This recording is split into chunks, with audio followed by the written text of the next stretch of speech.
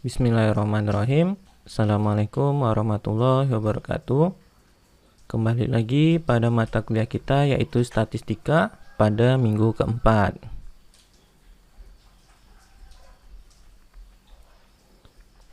Nah, pada minggu keempat kita akan belajar mengenai sari numerik data, yaitu yang terdiri atas ukuran pemusatan atau central tendency yang akan terdiri dari min, median, modus, kuartil, persentil. Dan kemudian yang kedua yaitu ukuran penyebaran yang terdiri atas range, variansi, dan standar deviasi. Nah, jadi ini sebenarnya materi untuk minggu keempat dan minggu kelima. Nah, setelah mempelajari materi ini, kalian harus dapat menghitung dan menginterpretasikan sari numerik data. Nah, jadi kalau pada minggu lalu kita sudah belajar bagaimana cara mendeskripsikan data atau cara menampilkan data dengan menggunakan grafik ya atau tabel. Nah, kali ini kita akan mendeskripsikan data secara numerik. Nah, jadi ini tujuan pembelajaran kita. Setelah menyelesaikan chapter ini, kalian harus dapat menghitung dan menginterpretasikan min, median, modus dari sebuah set data. Kemudian menentukan range, varian, standar deviasi, dan koefisien variasi, dan mengetahui apa artinya ya dari masing-masing nilai tersebut. Ya, ini mungkin sisanya ini tambahan, tidak akan kita pelajari pada pertemuan kali ini. Ya, jadi ini dia topik kita. Ya, kita akan mempelajari yang pertama itu central tendency, ukuran pemusatan, kemudian variasi, dan shape-nya ya, bentuknya seperti apa. Nah, kemudian ukuran dari populasi. Oke.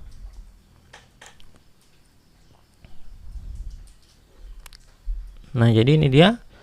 Kita akan mendeskripsikan data secara numerik ya, menggambarkan data secara numerik. Nah, jadi ada dua, yaitu yang pertama central tendency atau ukuran pemusatan, dan yang kedua itu variasi atau penyebaran. Nah, jadi yang pertama ini kita akan mempelajari di mana data itu memusat ya. Nah, sedangkan yang kedua ini seberapa jauh data kita itu menyebar. Nah, untuk pertemuan keempat atau minggu keempat kita hanya mempelajari yaitu central tendency. Ya, ukuran pemusatan atau measure of central tendency. Ya, jadi ada 3, min, median, modus. Ya, mungkin ini sudah kalian pelajari ketika SMP atau SMA ya. Nah, untuk min yang kita pelajari di sini adalah aritmatiknya, yaitu rata-rata aritmatik. Ya, jadi min itu lambangnya di sini X bar itu sama dengan sigma XI I dari 1 sampai N dibagi dengan N. Ya, ini mungkin ya kalau kita jabarkan sigmanya jadi X1 ya ditambah X2 ditambah ya titik-titik hingga ditambah XN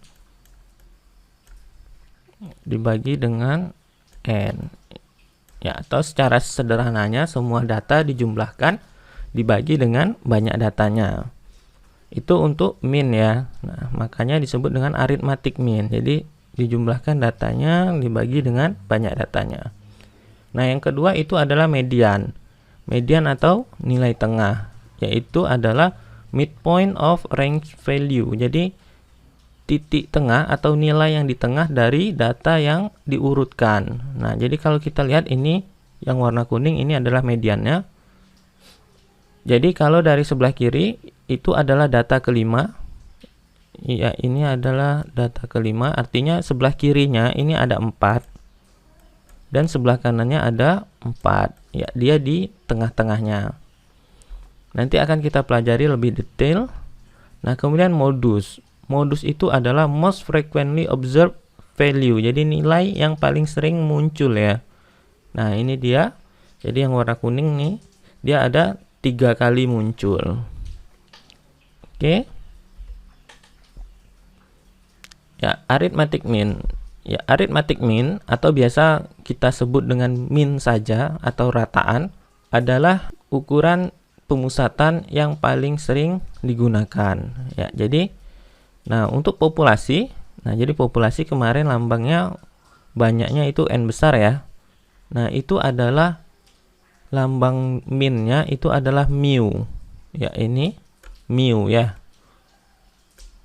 Tulisannya mu tapi bacanya mu.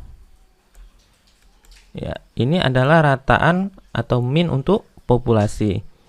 Nah, kita nggak belajar di populasi, tapi kita belajarnya di sampel. Oke.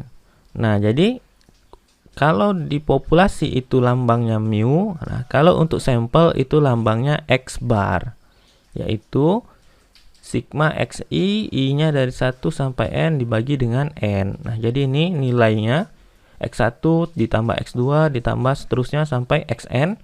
Jadi kalau datanya ada 30 ya sampai X30 dibagi dengan N. N itu adalah ukuran sampelnya. Ya, atau banyak datanya ya, banyak sampel datanya. Kalau tadi 30 berarti ini dibagi dengan 30. Ya, jadi ini untuk mean. Jadi ini adalah ukuran yang paling umum ya atau paling sering digunakan. Mean adalah jumlah dari nilai-nilainya dibagi dengan banyak dari nilainya atau banyak datanya. Atau jumlahan dari data dibagi dengan banyak datanya. Nah, untuk mean sendiri itu sangat dipengaruhi oleh nilai ekstrim atau outlier. Nah, ini contohnya, ini dekatan semua ya, datanya itu adalah mean-nya diperoleh 3. Nah, di sini ada outlier, ya ini dia ya, outlier atau pencilan atau nilai ekstrim. Nah, jadi semua data itu berkumpul di sini. Nah, sedangkan dia menjauh sendiri ya atau mojok sendiri. Nah, itu disebut dengan pencilan ya, mencil sendiri. Nah, ini kalau kita cari min-nya, diperoleh min-nya itu adalah 4. 1 tambah 2 tambah 3 tambah 4 tambah 10. Nah, diperoleh min-nya 4. Nah, jadi min itu sangat dipengaruhi oleh pencilan.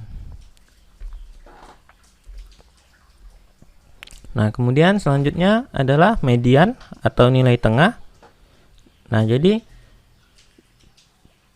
pada data yang diurutkan, median adalah angka di tengah atau nilai yang di tengah yang membagi 50% di sebelah kanan atau 50% di sebelah kiri, atau 50% di atasnya dan 50% di bawahnya. Ya, jadi kalau kita lihat ini mediannya 3. Jadi dia membagi sebelah kirinya itu 50% ya. Maksudnya sebelah kirinya 2 dan sebelah kanannya itu 2. Jadi 50-50 ya. Ya. Nah, ini untuk median itu tidak dipengaruhi oleh nilai ekstrim. Nah, jadi ini mediannya tetap 3 walaupun ada nilai ekstrim di sini.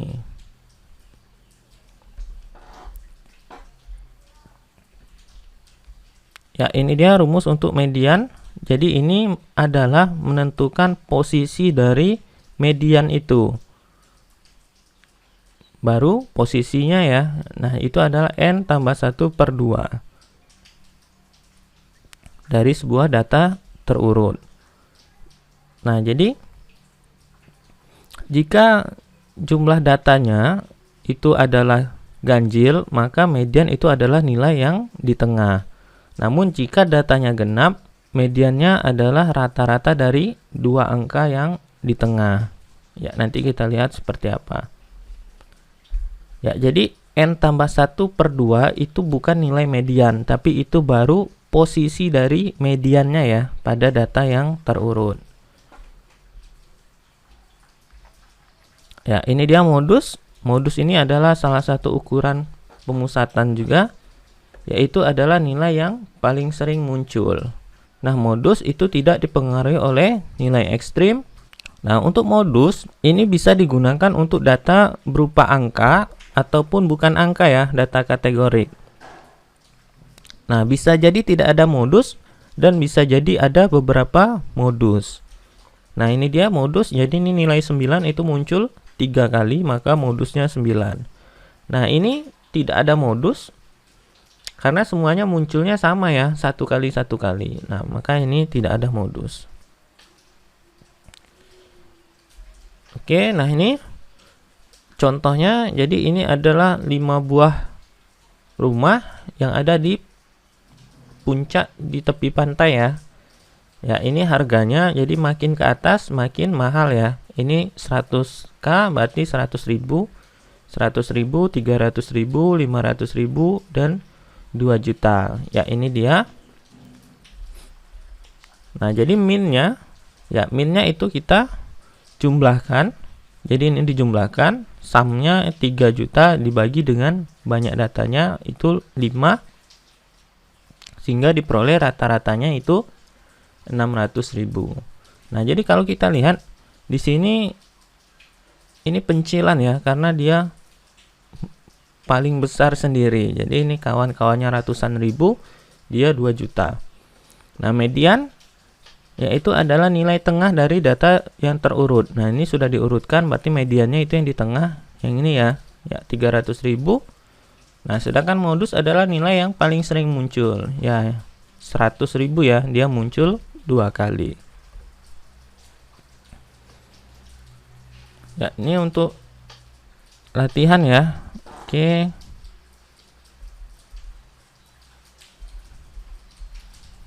Nah, jadi kira-kira ukuran mana sih yang paling baik ya, atau yang terbaik? Nah, min itu paling sering digunakan kecuali ada nilai ekstrim. Nah, kemudian median. Median itu juga sering digunakan karena median itu tidak sensitif ya, atau tidak terpengaruh oleh nilai ekstrim. Ya, kemudian ini bentuk dari distribusi. Nah, jadi ada namanya left skew ya. Jadi ini mungkin sudah kita bahas juga pada minggu lalu ya. Nah, jadi kalau min kurang dari median ya, min. Jadi ini minnya warna biru, mediannya warna merah. Nah, dia datanya akan miring ke kiri ya, atau menceng ke kiri karena datanya itu mengumpul di sebelah kanan. Nah, kemudian ini kalau min sama dengan median, maka dia bentuknya akan simetris ya, jadi pas di tengah-tengah. Nah, kalau median kurang dari min ya, dia akan menceng ke sebelah kanan. Ya, selanjutnya itu kuartil. Ya, mungkin kalian sudah sering mendengar juga kuartil ya. Nah, jadi kuartil ya, kuartil tuh biasanya 4 ya. Nah, jadi dia itu membagi data terurut menjadi 4 bagian. Nah, ini dia. Jadi kalau data itu dibagi menjadi 4 bagian. Nah, 25% ini disebut dengan Q1 di sini. Kemudian 50% itu Q2 dan 75% itu Q3. Nah, karena Q2 itu membagi sebelah kiri dan sebelah kanan sama besar. Nah, jadi Q2 itu disebut juga dengan median. Ya, jadi ini sama dengan median ya. Oke. Nah, ini dia penjelasannya. Oke. Nah, ini rumus menentukan posisi dari kuartil ya. Jadi ini baru posisinya, belum nilai kuartilnya. Nah, contohnya seperti ini. Tentukan kuartil 1 ya. Nah, maka kita cek dulu apakah datanya sudah terurut atau belum. Nah, ini sudah terurut. Ya, ini dia. Jadi kita peroleh N-nya itu 9. Nah, jadi Q1 itu sama dengan 0,25. Jadi kita pakai rumus yang ini. 0,25 dalam kurung N tambah 1 ya. 9 tambah 1. Jadi dia posisinya itu adalah 2,5. 10 dikali dengan 0,25. Dapatnya 2,5. Itu adalah posisinya. Jadi posisi dari Q1 itu ada di tengah sini ya, 2,5. Nah, maka nilainya itu adalah di antara 2 dan 3 ya. Nah, maka Q1 itu adalah, jadi Q1 karena dia itu 2,5, maka Q1 itu adalah X2 ya, ditambah X3 dibagi dengan 2 ya, sehingga diperoleh 12 ditambah 13 dibagi dengan 2, dapatlah 12,5 ya. Jadi ini rumus ini belum mencari kuartilnya, tapi baru menentukan kuartilnya di mana ya, atau posisi kuartilnya itu di mana. Oke, nah jadi untuk tugasnya itu dikerjakan exercise 2 ya.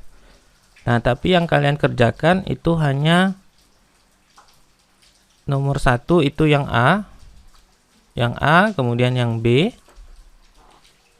Lalu untuk yang nomor 2 ini yang A saja.